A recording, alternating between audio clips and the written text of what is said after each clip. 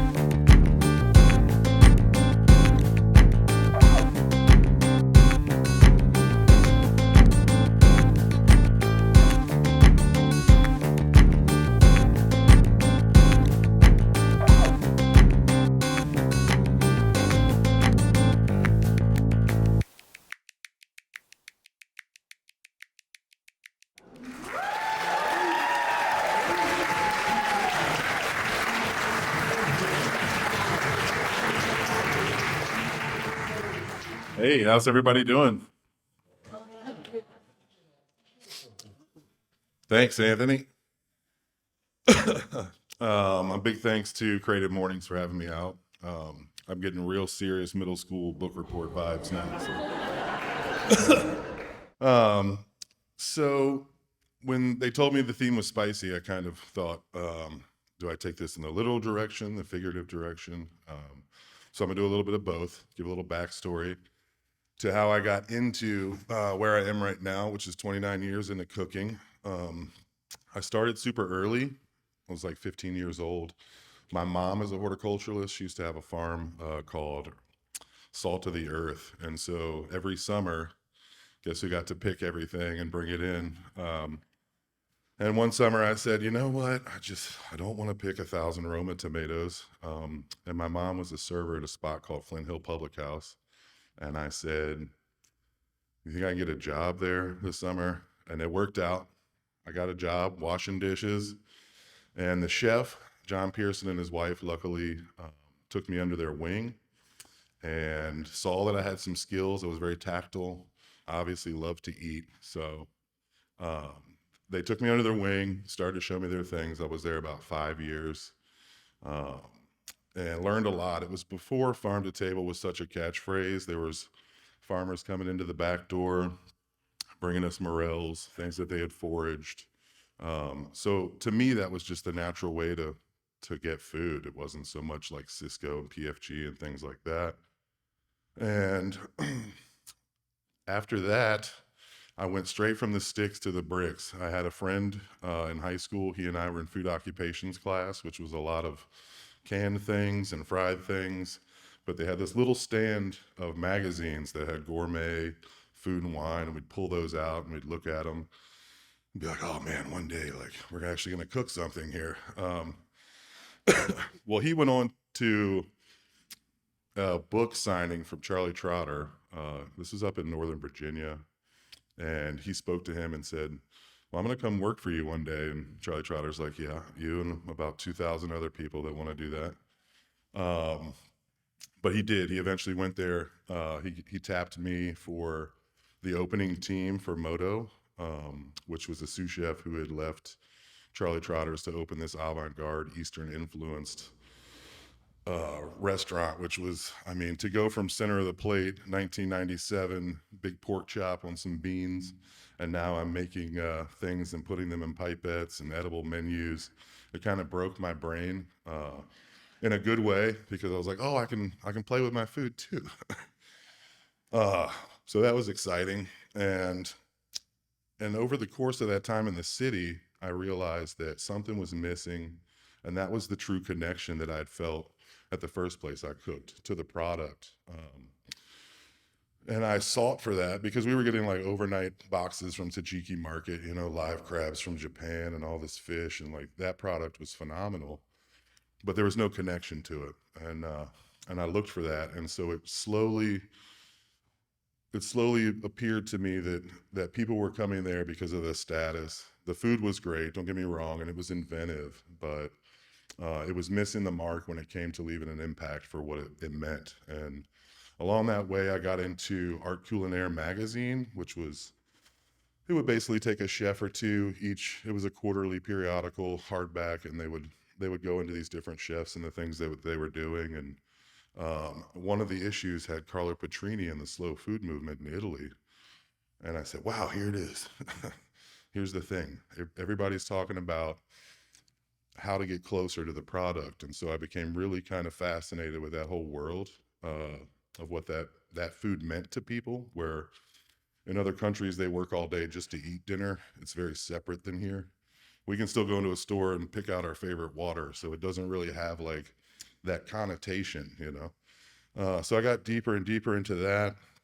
Left Moto, as much as I loved being in that busy brigade system, it definitely took my cooking to another level, but I wanted to bring kind of the inside back. So it was funny, the full circle of not wanting to pick tomatoes, and now suddenly all I wanted to do was pick tomatoes. So I left Chicago, came back to Virginia. One of my old cooks got a sous chef job at a place called Potomac Farms, which is up near Pointer Rocks, Maryland. It's a restaurant on farm. They serve dinners in this beautiful glass greenhouse. And I went to visit him and I said, well, who's your farm manager? And he said, we don't have one. So I said, okay. So I put together this proposal as best I could, since I had never farmed before, and took it to the owners and said, I'm your guy. And they looked at it, and they had started a great thing there, and it had grown so much, and they were excited to have somebody that was passionate, that wanted to get on the land. So there I am, a greenhorn, jumping into it. I mean, I got pigs, turkeys, new chickens. I was building all these structures, gung ho, pruning all the blackberries and blueberries, and really diving into it. And I did that first season, and it felt really good. So I said, okay, this might be my path. Maybe I can break out of this toxic restaurant world, which I didn't know was toxic yet. I was still like trying to be this competitive chef, and now it had this extra edge. And so my girlfriend and I at the time, she got a job offer in Southwestern Virginia, outside of Blacksburg. And so we moved down there. I started out in the kitchen because it's just my background. So I ran this spot that was pretty well known. It was their second year, I guess. I ran that for 2 years. So what am I doing? So I started my own farm called Moonstone Farm, trying to use like the lunar schedules and biodynamics and things like that. I also went too hard on that. Pigs, chickens, goats, rabbits, lots of produce, was doing the farmer's market, and realized that margin is so small, especially with livestock. Vegetables are oversaturated. You get into some markets where there's 5, 10, 15 people all selling the same vegetable. So you're like, what makes your radish better than my radish? And it's like, um, and when it comes to meat products, everybody wants the loin, the bacon, whatever else that is, you can keep it. So it was like trying to figure out that. I was doing Ossabaw pigs, which have this insular dwarfism because they're on this island off of Georgia, Ossabaw Island, because they eat so much seafood and kelp, it changed their body chemistry. They're descendants of the Blackfoot Iberian hogs, which they use for ham in Spain. And I thought, okay, I'm going to get into this charcuterie thing, start curing these hams out. Well, these pigs take about 2 years to get to maybe 300 pounds, where your average pig in 9 months would be 600 pounds. So I said, this is cool. Lots of food going into these guys. They were great at foraging. They were almost feral. So there wasn't any like petting bellies or anything like that. They just all stand there and look at you like, don't come near me.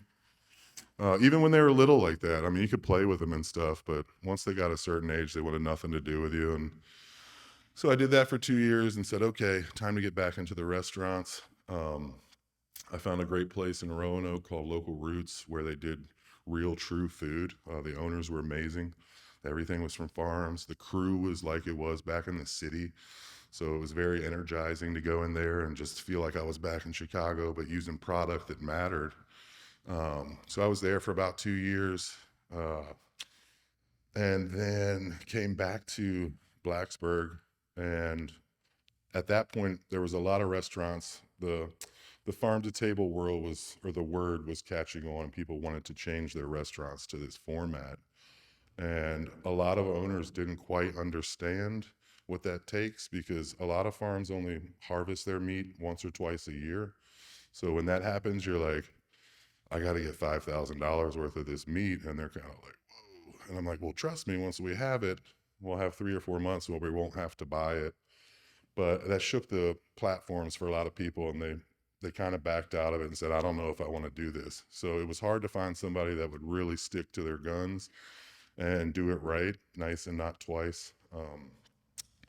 But I did find a spot at Glade Road Growing, which is outside of Blacksburg. They had a restaurant there called Tabula Rasa that a friend of mine had started. They were kind of barefoot and baking bread. They really didn't know any, thing about the way a business for a restaurant works. So I kind of went and consulted and talked to them, and they later split partnership. And then the owners of Glade called me and said, do you want to run the restaurant? I said, here it is, my chance. Yes. So I'm back in another restaurant on a farm. That was going really, really well.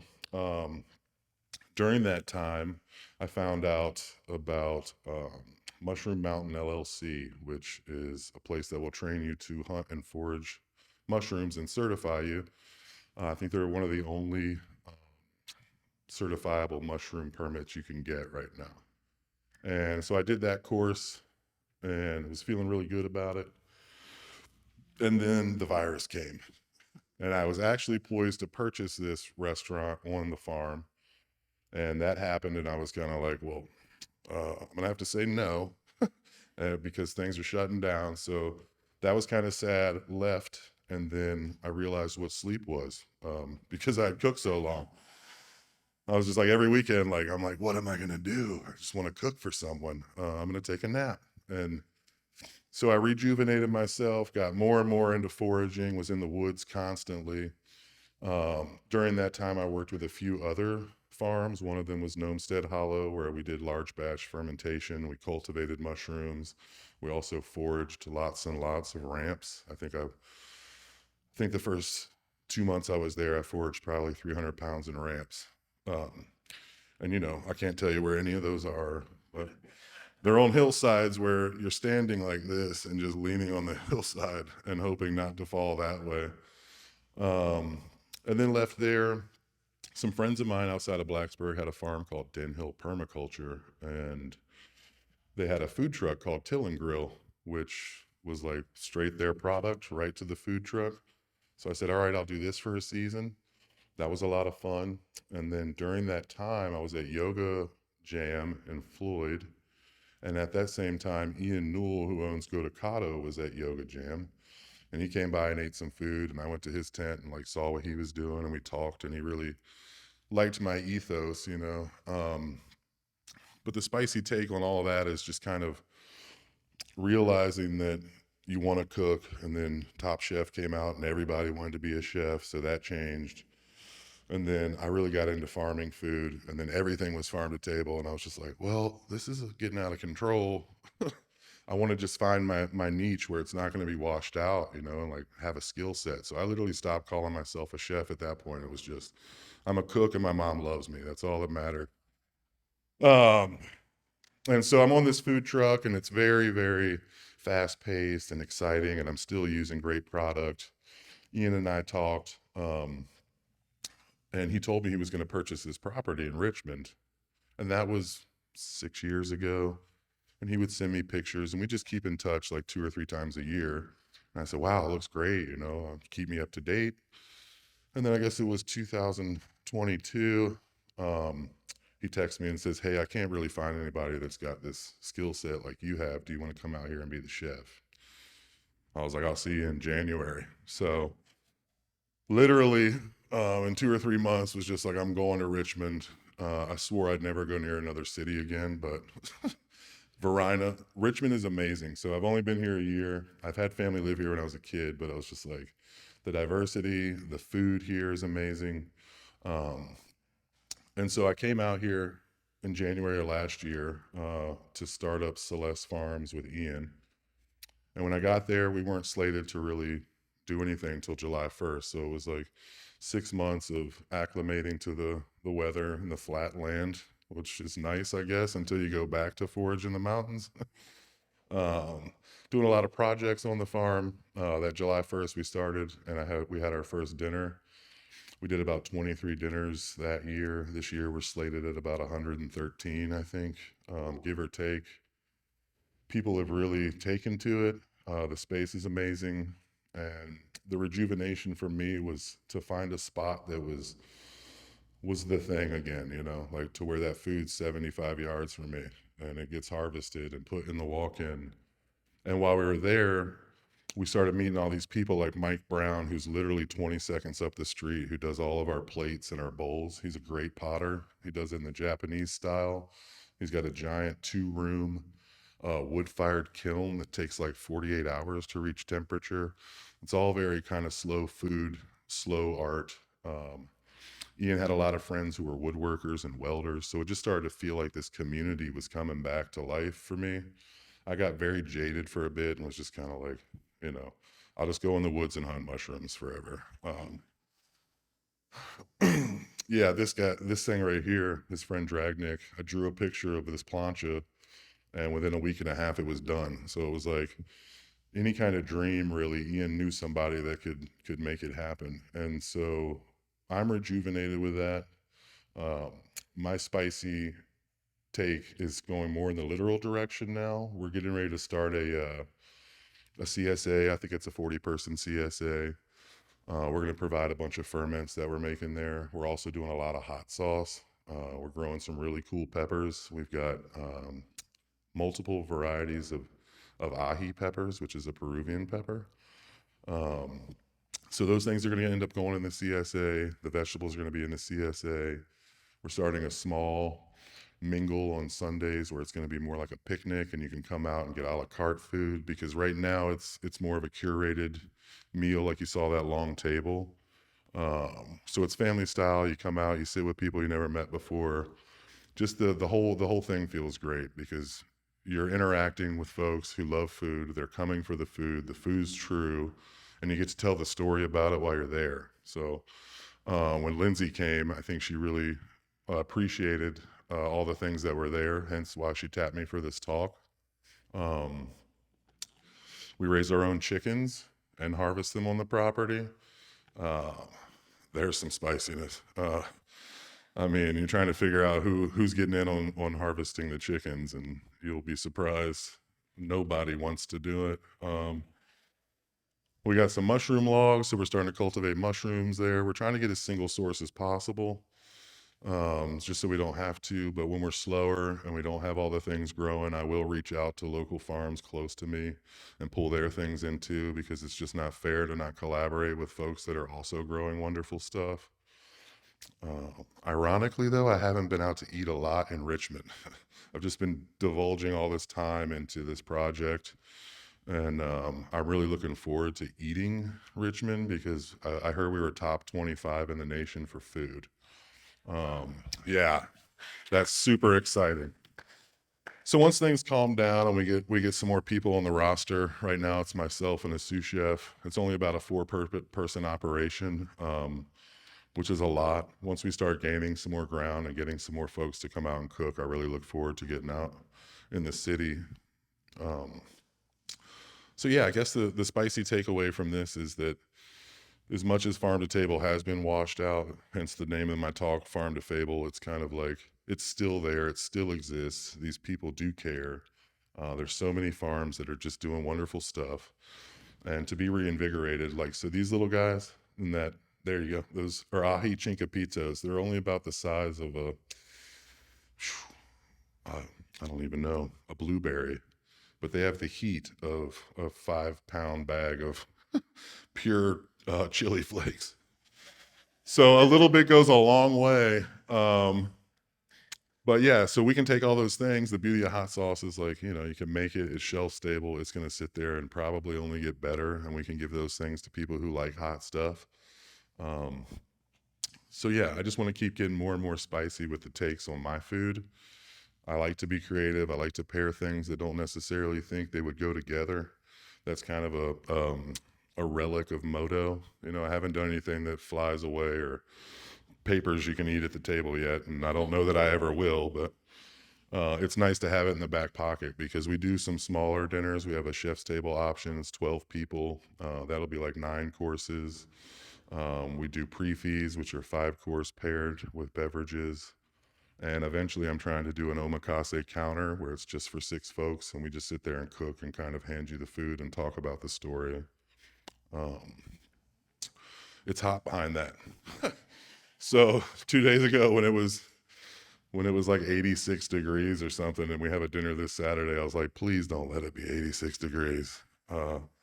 I've never cooked in shorts so many times as I did last year. Um, but yeah, you can see it's pretty much right there. We're in front of you. We're doing the thing. I hope y'all would check us out at Celeste.farms, CelesteFarms.com.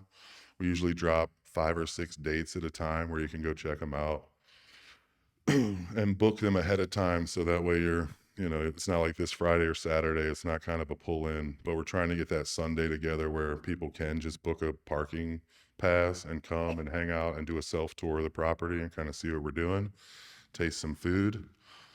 Um, yeah, I really appreciate all y'all coming to hear this because I just didn't know what I was going to talk about at first. Do I write it down? Do I tell my whole story? I mean, I'm really just trying to tie it in and let everybody know that I'm appreciative that it all still exists here in Richmond and I'm glad to be here. Yeah, you did it. Awesome. Thanks. I'm gonna call for questions, Yeah, but okay. I need to borrow this. So we're gonna have some questions, but okay, I already see hands. I get the first question because I have the mic. Where do we get the spicy hot sauce? It's going to be in the CSA case once that rolls out. We're probably going to do it in cryovac bags versus bottles. We're trying to find ways or we'll do it in a bottle that you can bring back and we'll refill it. So it's just kind of like the less waste we can get, but it will be on the farm. I also get the second question. How do you stay inspired? Phew. That is a tough one, especially nowadays. Most of my inspiration comes from memories. I like to incorporate things that moved me when I was younger to try to give those things to other people because ultimately the experience that we talk about is you 3 years from now going, man, do you remember that soup we had at Celeste or that piece of meat? That's what I'm out to do each time I cook is just put myself on the other side of the plate. And I get inspired by folks who come and eat and talk to me and say, oh, well, I love this thing. And then so that'll get planted in my brain. And later I'll go, yeah, I should play around with that. Or something my grandmother made is very important to me. So I'll try to mimic these flavors that I had a chef tell me once. He's like, don't cook for anybody else, cook for yourself. If you cook for yourself first, people will get the love in it. And so that's how I stay inspired. So I'm going to go to Mary, and then I'm going to go to Gail, but whoever's next, feel free to raise your hand. Would you hand this back to him when you're done with your question? Yeah, okay. Hi, I just want to say thank you to Ian for calling you and bringing you here. He's one of my favorite people, and I'm a huge fan of farm-to-table dinners, and I can't find but just a few in Richmond, so I'm so glad you're doing this. My question is, with your latest adventure with Celeste Farms, what has surprised you the most?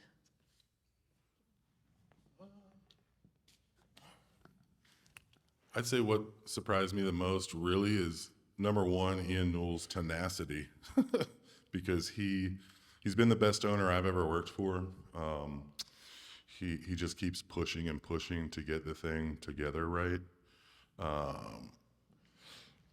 But I would say that land still exists so close to the city is probably it. Because when I first came here, I wasn't sure what to expect. I'd seen his pictures, but I thought it would just be this little tucked away thing with buildings. And as soon as I rolled over that on New Market Road and came down and dropped down and saw these trees, it was like, wow, I never left, the countryside really. So I would say that's probably it. Yeah. Good morning to you and welcome. I say that the number one way I show my wife I love her is I cook for her. And I love spice, but heat and I are not big friends, okay? And so I'm curious, you talk about these peppers that'll, take the top of your head off. What other spices do you use to, to activate the palate without burning it out and leaving me with numb? Okay. I'm a big fan of Szechuan peppercorns or Thai long peppercorns, which are technically seeds from a conifer tree. They're not an actual peppercorn. So they provide some heat, but it's not going to be that capsaicin level. A lot of warming spices, cinnamon, star anise, cloves, things like that, that'll give depth to food. I had a chef teach me once too that you can build flavor profiles for your food by adding small amounts of other little things to each dish, and right. And so like maple syrup, Worcestershire, you can have this palette of these things almost like a painter. So when you're making the dish, a couple drops here, a couple drops there. That complexity to me builds more of a flavor profile, and you get the warmth from it. You get some heat. Black pepper is always one of my favorites. I had another chef always tell me too that you don't always need pepper. You see a lot of people just salt and pepper automatically. Well, white pepper is important too, especially in fish dishes, and it's not as spicy. So I would just say going out and trying new spices, especially ones that you would find in curry. They're going to lend you, not necessarily the curry, but the things in it. If you pick those out and try those independently, you might find yourself enjoying something warm without blowing your head off,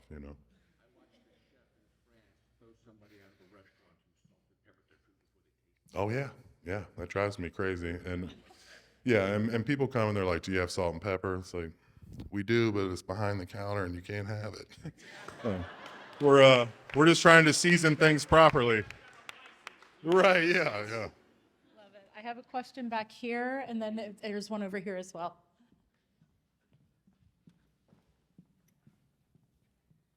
Oh, sorry. Thank you. Okay. Hi, I'm Marin. Just so inspired and impressed by your story, especially how you've tried so many different things and pivoted and just like gone full force into whatever you're doing. And I'm just curious, as you try new things, are there ever moments of like doubt or discouragement that come up, and how do you push through those and keep moving forward and finding the next best thing? 12 years since I've written a recipe. Or when you have a larger team, you tend to write a lot of recipes because you want to make sure everything's going to come out the same. But I've really come into more of an intuitive space. So there are a lot of times I'll make something and then just try it, and it might not work. I mean, that's just part of the thing. And it doesn't discourage me because at least I tried. And I'll give it to people and say, "What do you think about that?" And they're like, "This is crap." And I'm like, "Thank you. I thought so too." Because constructive criticism is huge, right? You can't really get better unless someone tells you that it needs to be better. So I don't really get as discouraged as I used to. My main discouragement along the way was really kind of noticing the food web collapsing. When I was a young cook, we'd get halibut in, it was like that thick. I mean, you'd have to cut the fillet in half to cut portions out of it. And the last time I saw it, it was about like that. And now there's fish on sheets that you never even heard of before because they're all bycatch. And so it's like, back in the mountains, I would not use any of those things because we're in the mountains, right? So I would just use trout and stuff out of fresh water. But now that I'm closer to the ocean, I've started to look at it and say, "Oh, well, now I can use these things again." And when I look at these sheets, I'm like, I don't know what that is, or I'm not. Yeah, cod is non-existent anymore on order sheets unless it's frozen or something. So yeah, that was been the most discouraging for me, is just watching the food web kind of break down, and why it's also become important to like have it right out the door. Okay, I've got one more back here, and then if we do it quickly, you can have the one too.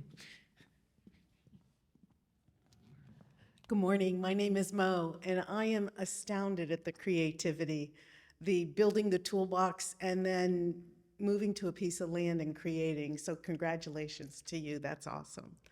My question is, here in Virginia, where the seasons are, we have the seasons, how does the land support this farm to table, like through the winter? And how does that influence the menu that you're cooking?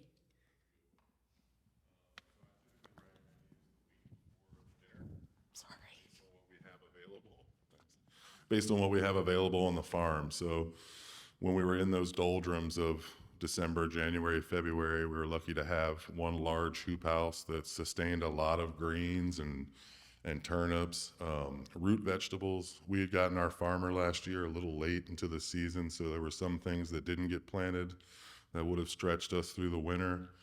So really, it's whatever the land holds. I've stopped. I'm not a cook that's like, I want to make this on my menu. I need to find it. It's like, I'll just go out there, see what's there, and then that dictates the menu. And how do I make kale into 1,000 different things? That's the secret. Yeah. All right, our last question.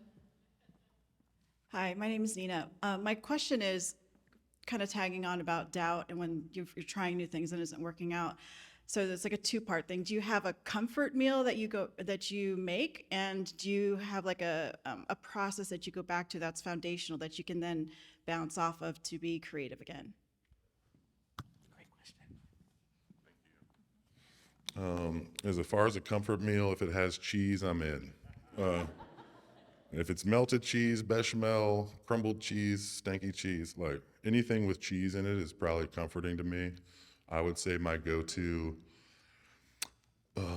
for that, I really was into Cajun food when I was young, and I still am to this day because I think it's one of the most specific cuisines in America. When you think about like American cuisine, it's kind of washed out, but down there's just this very unique mixture of things together. So a big comfort for me is grits and griots, which is a classic Mardi Gras dish, pounded out beef, simmered in tomato gravy over grits. I probably put cheese on it at some point. And the last part of your question was? Oh, the foundation to go back to become more creative. Well, I stopped reading cookbooks for a big swath of time when I was younger to develop my own style because I realized I was reading all these cookbooks and I was just, nothing you ever cook hasn't been done. It's all been done before, somewhere, sometime. But I cut that out for a while because it was informing my cooking too much. I felt like I was just cooking other people's things. So now when I go back to find creativity, it's going somewhere and trying something that I've never had to help inspire me. Or now with Instagram, I do follow a ton of places in Richmond or wherever I am and across the world, like Noma, places like that, with fermentation. So I'll just kind of like look at what those guys are doing and get inspired, especially in the fermenting world, because there's some scary stuff out there that I'm surprised people can eat. So that's exciting to me, and just seeing what other folks are doing, it's just like knowing it's out there being done helps me to want to keep doing it more. Thanks, y'all.